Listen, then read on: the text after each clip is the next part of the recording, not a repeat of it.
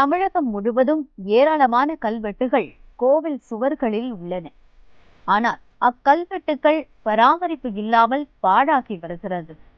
பழங்கால கோவில்கள் வழிபாட்டு தலமாக மட்டுமே பார்க்கப்படுகிறது. அவை வரலாற்று கருவூலங்கள் என மக்களுக்கு தெரிவதில்லை. 1000 ஆண்டுகளுக்கு முந்தைய கோவில்களின் வரலாறுகள், அக்காலத்தைய பண்பாட்டு கூறுகள், தானங்கள், பணிக்கு கூலிகள் போன்றவற்றை கல்வெட்டு நமக்கு உணர்த்துகின்றன.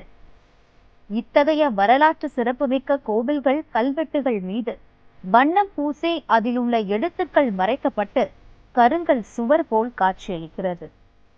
அத்தகைய கோவில்களில் ஒன்றுதான் விழுப்புரம் திருவாமாத்தூர் கிராமத்தில் உள்ள அபிராமேஸ்வரர் கோவில். 7ஆம் நூற்றாண்டைச் சேர்ந்த இக்கோவில் முதலாம் பராந்தகன் சோழர் ஆட்சி காலத்தில் கிபி 913 கற்கோவிலாக மாற்றப்பட்டது. கோவிலின் வெளிப்புற மற்றும் சுற்று சுவர்களில் மொத்தம் 106 கல்வெட்டுகள் உள்ளன. கல்வெட்டுகளில் ராஜராஜ சோழன், ராஜேந்திர சோழன், 1ஆம் மற்றும் 2ஆம் குலோத்துங்கன், விக்ரம சோழன், காடகராயர்கள், சம்புவராயர்கள், பிற்கால பாண்டிய மன்னர்கள், விஜயநகர நாயக்கர் கால குறிப்புகள் காணப்பட்டது. அப்பர், சம்பந்தர், சுந்தரர் ஆகியோரால் பாடல் பெற்ற ஸ்தலமான இக்கோவில் சோழர் காலத்தில் புகழ்பெற்ற தலமாக விளங்கியது. இதன் அருமை தெரியாத பொதுமக்கள் கல்வெட்டுகள் மீது வண்ணம் பூசியும் சுவற்றின் மேல் எழுதியும் பாழாக்கி வருகின்றனர்.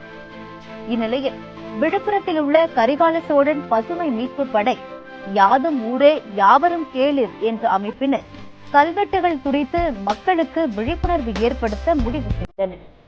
அதன்படி அறநிலையத்துறை, தொல்லியல் துறை அனுமதி பெற்று கல்வெட்டில் உள்ள சுண்ணாம்புகளை அகற்றும் பணியில் அமைப்புகளைச் சேர்ந்த 50க்கும் மேற்பட்ட இளைஞர்கள் ஈடுபட்டு வருகின்றனர்.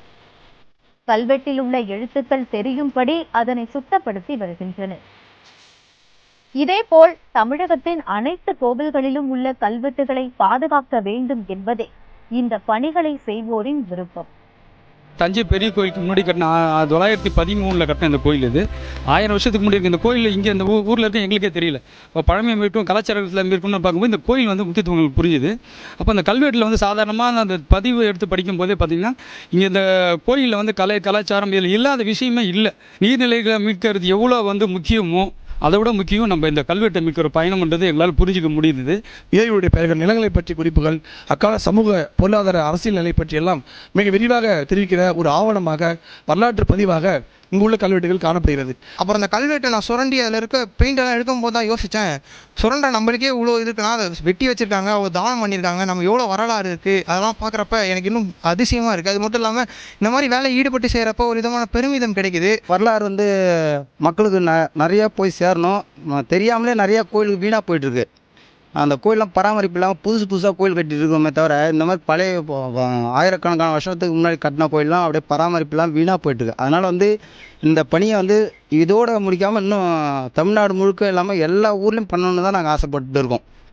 பழமையை மீட்டு மறைக்கப்பட்ட வரலாறு சின்னங்களை வருங்கால சந்ததியினர் அறியும் வகையில் இளைஞர்கள் மேற்கொள்ளும் இந்த செயல் பாராட்டுக்குரியது.